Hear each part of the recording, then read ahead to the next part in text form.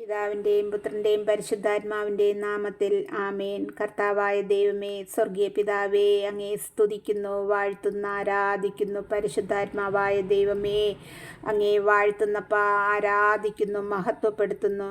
കർത്താവേ, രാജാക്കന്മാരുടെ രാജാവേ, പിതാവിൻ്റെ പ്രിയപ്പെട്ട പുത്രനും പാപികളായ മനുഷ്യമക്കളെ വീണ്ടെടുത്തവനുമായ ഈശോനാഥ, അങ്ങേ സ്തുതിക്കുന്നു, വാഴ്ത്തുന്നു, ആരാധിക്കുന്നു, നന്ദിയോടെ മഹത്വപ്പെടുത്തുന്നു. കർത്താവായ യേശുനാഥ, ഇന്നൊരു പകൽക്കാലം ഞങ്ങൾക്ക് അനുഗ്രഹിച്ച കൃപയ്ക്കായി സ്തോത്രം ചെയ്യുന്നു. ഇന്ന് ഞങ്ങൾക്ക് ആവശ്യമായ നന്മകൾ അനുഗ്രഹിച്ചതിനായി സ്തോത്രം ചെയ്യുന്നു. കർത്താവെ, പ്രഭാതം മുതൽ ഈ കരുണയുടെ സമയം വരെ അവിടുത്തെ ചിറകിൻ കീഴിൽ ഞങ്ങളെ എല്ലാവരെയും ആയിരിക്കുന്ന ഇടങ്ങളിൽ പരിപാലിച്ച് നടത്തുന്ന ആ വലിയ കൃപയെ ഓർക്കുന്നു. കർത്താവെ, എല്ലാ ആപത്തനർത്ഥങ്ങളിൽ നിന്നും രോഗങ്ങളിൽ നിന്നും ഞങ്ങളെല്ലാവരെയും പരിപാലിച്ചിരിക്കുന്നതിനായി നന്ദി പറയുന്നു. ഈശോപ്പ, ഈ കരുണയുടെ സമയം അവിടുത്തെ കരങ്ങളിൽ ഞങ്ങളെ എല്ലാവരെയും സമർപ്പിച്ച് പ്രാർത്ഥിക്കുന്നു. സമസ്ത ലോകത്തിനും വേണ്ടി ജീവൻ നൽകി ഞങ്ങളെ വീണ്ടെടുത്ത നാഥ, അവിടുത്തെ കടൽ പോലെ ആകുന്ന ആ കരുണ ഞങ്ങളുടെ കൂടെ ആയിരിക്കണമേ. ഇന്ന് പ്രാർത്ഥിച്ചു വചനമെടുത്തു. വിശുദ്ധ യോഹന്നാൻ എഴുതിയ സുവിശേഷം 11-ാം അധ്യായത്തിൻ്റെ 28 മുതലുള്ള വാക്യങ്ങളാണ് വായിച്ചത്. ഇത് യേശു കരയുന്നു, ലാസറിനെ ഉയർപ്പിക്കുന്നു. ഈ 2 ഭാഗങ്ങളാണ് വായിച്ചത്. നമുക്ക് വചനം വായിക്കുമ്പോൾ അറിയാം ലാസർ ആരായിരുന്നു. മറിയം, മാർത്ത, ലാസർ ഇവർ സഹോദരങ്ങളാണ്.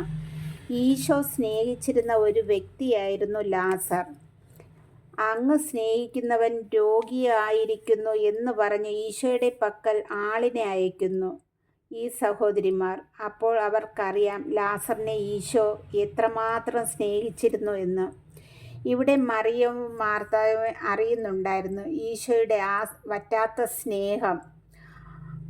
അതുമാത്രമല്ല, വിശ്വാസവും ഉണ്ടായിരുന്നു. ഈശോ വന്നാൽ എൻ്റെ സഹോദരന് സുഖം കിട്ടും എന്നുള്ള വിശ്വാസം.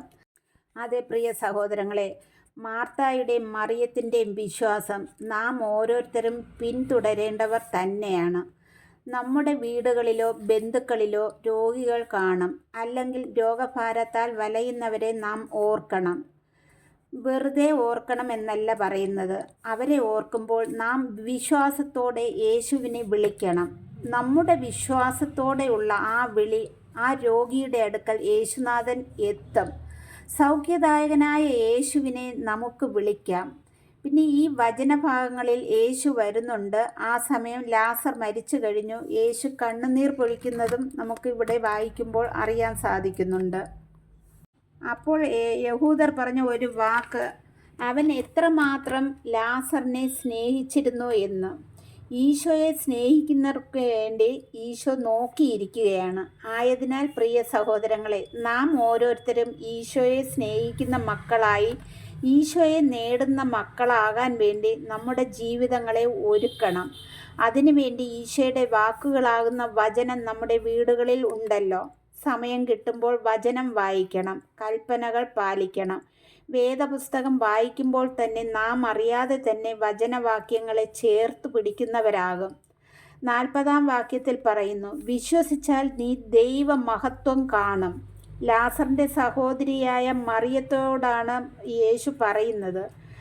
പക്ഷെ നാം ഓരോരുത്തരും ഈ വിശ്വാസത്തെ എങ്ങനെയുള്ളതാണ് എന്ന് നാം തന്നെ ചിന്തിക്കേണ്ടതാണ്. ദൈവ മഹത്വം കാണാനുള്ള വിശ്വാസം എന്നിലുണ്ടോ എന്ന് ചിന്തിക്കേണ്ടതുണ്ട്. ദൈവം നമുക്ക് ദിവസത്തിൽ 24 മണിക്കൂർ തരുന്നുണ്ട്. അതിൽ 1 മണിക്കൂർ നമ്മുടെ മക്കളുടെ, കുഞ്ഞുമക്കളുടെ, തലമുറകളുടെ നന്മയെ ഓർത്തുകൊണ്ട് ഈശോയ്ക്ക് കൊടുത്തുകൂടെ പ്രിയ സഹോദരങ്ങളെ? ദിവസത്തിൻ്റെ പകൽ കുറച്ചു നേരം പ്രാർത്ഥനയ്ക്കായി മാറ്റാം. 3 മണി സമയം കരുണയുടെ സമയമാണല്ലോ. ആ സമയം നമുക്ക് പ്രാർത്ഥനയ്ക്കായി മാറ്റാം. സന്ധ്യാസമയം നമ്മൾ വീട്ടിൽ പ്രാർത്ഥന ചൊല്ലുന്നവരാണല്ലോ. അങ്ങനെ നോക്കിയാൽ 1 മണിക്കൂറെങ്കിലും ഈശോനാഥൻ്റെ സന്നിധിയിൽ ആയിരിക്കാൻ ദൈവം നമ്മെ ഓരോരുത്തരെ അനുഗ്രഹിക്കട്ടെ. ഈ കരുണയുടെ സമയം നമുക്ക് ദിവസത്തിൻ്റെ 1 മണിക്കൂറെങ്കിലും ഈശോനാഥന് വേണ്ടി കൊടുക്കുവാനുള്ള ആ ഉറപ്പോടുകൂടി മുന്നോട്ട് നടത്തട്ടെ എന്ന് നമുക്ക് ഓരോരുത്തർക്കും പ്രാർത്ഥിക്കാം. ഇന്ന് ചൊവ്വാഴ്ച ദിവസമാണ്. ഇന്ന് നമുക്ക് രോഗികളായിരിക്കുന്നവർക്ക് വേണ്ടി പ്രാർത്ഥിക്കാം. നമ്മുടെ ശരീരത്തിൽ വിവിധ ഭാഗങ്ങളുണ്ട്, വിവിധ അവയവങ്ങളുണ്ട്. നമ്മുടെ ശരീരത്തിനുള്ളിലായാലും പുറമേ ആയാലും ത്വക്ക് രോഗമുണ്ട്, തലവേദന ഭാരപ്പെടുന്നുണ്ട്, മുടി കൊഴിച്ചിലുണ്ട്, പനിയാൽ ഭാരപ്പെടുന്നവരുണ്ട്, തളർവാത രോഗികളുണ്ട്, ഓട്ടിസം ബാധിച്ച് കിടക്കുന്ന സഹോദരങ്ങളുണ്ട്, മക്കളുണ്ട്, ക്യാൻസർ രോഗത്താൽ പലവിധ ക്യാൻസറാൽ ഭാരപ്പെടുന്നവരുണ്ട്, വൃക്ക രോഗത്താൽ ഭാരപ്പെടുന്നവരുണ്ട്, ഷുഗറിൻ്റെ രോഗത്താൽ ഭാരപ്പെടുന്നവരുണ്ട്, കൈകാലുകൾ മുറിച്ചവരുണ്ട്. ഇങ്ങനെ പലവിധ രോഗത്താൽ ഭാരപ്പെടുന്നവരെ നമുക്ക് ഓർക്കാം. നമ്മുടെ യേശുനാഥൻ്റെ കരങ്ങളിൽ കൊടുക്കാം. ഇന്ന് തന്ന വചനം അതിനായിട്ടുള്ളതാണ്. ലാസർ രോഗിയായിരുന്നപ്പോൾ കടന്നു വരുന്ന യേശുവിനെ, പക്ഷേ ഈ ലാസർ മരിച്ചു കഴിഞ്ഞിട്ടാണ് ഈശോ വന്നെത്തിയത്. പക്ഷെ അവിടെ ദൈവത്തിന് ഒരു പദ്ധതിയുണ്ട്. ദൈവമഹത്വം കാണിക്കുവാൻ വേണ്ടിയിട്ടാണ് യേശുനാഥൻ വരുന്നതിന് മുൻപ് ലാസർ മരിക്കുന്നത്. അവിടെ കൂടി നിന്നവരെല്ലാം ദൈവത്തിൻ്റെ മഹത്വം ദർശിച്ചതായിട്ട് നമ്മൾ ഈ വചനം വായിക്കുമ്പോൾ അറിയുന്നുണ്ട്. പ്രിയ സഹോദരങ്ങളെ, നാം എല്ലാവരും ഈ കരുണയുടെ സമയം ഈ രോഗികളെ ഓർക്കണം. പലവിധ ക്യാൻസറിനാൽ ഭാരപ്പെട്ടുകൊണ്ട് പല മക്കളും കേഴുന്നുണ്ട്. അവർക്ക് ശുശ്രൂഷിക്കുവാനുള്ള കാശില്ലാതെ വേദനിക്കുന്നവരുണ്ട്.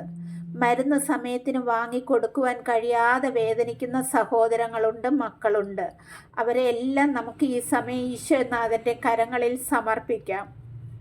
ഹൃദ്രോഗമുള്ളവരുണ്ട്, തളർവാത രോഗികളായിരിക്കുന്നവരുണ്ട്, ചെവി വേദനയാൽ ഭാരപ്പെടുന്നവരുണ്ട്, കാഴ്ചയുടെ കുറവ് മൂലം വേദനിക്കുന്നവരുണ്ട്.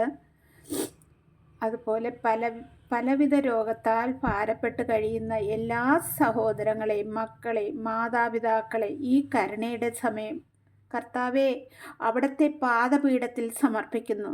ലാസറിൻ്റെ ഭവനത്തിൽ കടന്നു വന്ന് എൻ്റെ ഈശോനാഥ, ഈ കരുണയുടെ സമയം വറ്റാത്ത സ്നേഹത്താൽ ഈ രോഗികളായിരിക്കുന്ന ഓരോ മക്കളുടെ മേലും ഈശോ കടന്നു വരണമേ.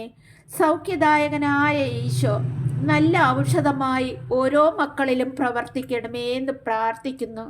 ഈശോനാഥ, മരുന്ന് വാങ്ങിക്കുവാൻ കാശില്ലാതെ വേദനിക്കുന്ന മക്കളെ സമർപ്പിക്കുന്ന കർത്താവേ, അവിടുത്തെ മുഖം ദർശിച്ചുകൊണ്ട് അവർക്ക് ആവശ്യമായ പൈസ ലഭിക്കുവാനും അവരുടെ മരുന്നുകൾക്ക് ആവശ്യമുള്ളത് ലഭിക്കുവാനുമുള്ള വഴി അവിടെ നിന്ന് ഒരുക്കണമേ നാഥ.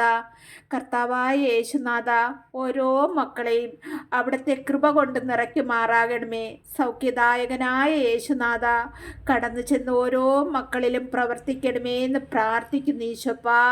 അടിയുറച്ച വിശ്വാസത്തിൽ ഞങ്ങൾ നിലനിൽപ്പാൻ തക്കവിധം എൻ്റെ ഈശോ ഞങ്ങളെ അനുഗ്രഹിക്കുമാറാകണമേ എന്ന് പ്രാർത്ഥിക്കുന്നു. പ്രാർത്ഥന കേട്ട കൃപയെ ഓർത്ത് സ്തുതിക്കുന്നു. മാനവും മഹത്വവും അവിടെ നിന്ന് എടുക്കണം. സർവ്വത യേശുവിൻ്റെ ധന്യമുള്ള നാമത്തിൽ കേൾക്കുമാറാകണം. സ്വർഗീയ പിതാവേ, ആമേൻ.